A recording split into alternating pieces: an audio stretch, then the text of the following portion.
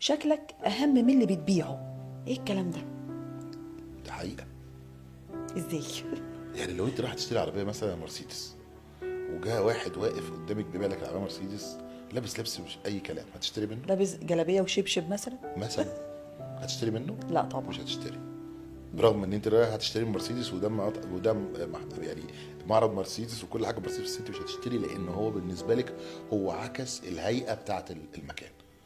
ولذلك احنا حاليا لما بنيجي نشتغل حتى بنقول في التسويق، التسويق اخطر حاجه فيه ايه؟ ان زمان كان التسويق كان اداره فقط.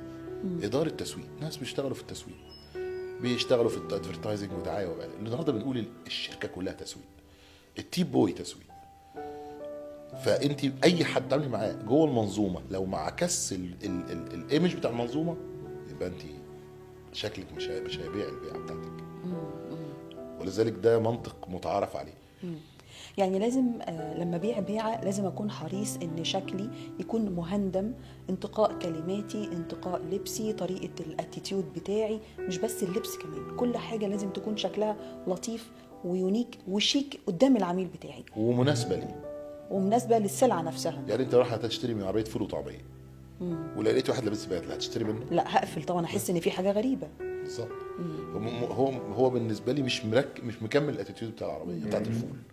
لكن لو انت رايح تشتري من مطعم او داخله مطعم تاكلي فيه، لو الراجل اللي بيشتغل مش شكله والهندام بتاعه بادواته بنظافته بشياكته بريحته بكل حاجه جميله، مش هتشتري منه. يعني حتى في البيع والشراء الانطباعات الاولى تدوم.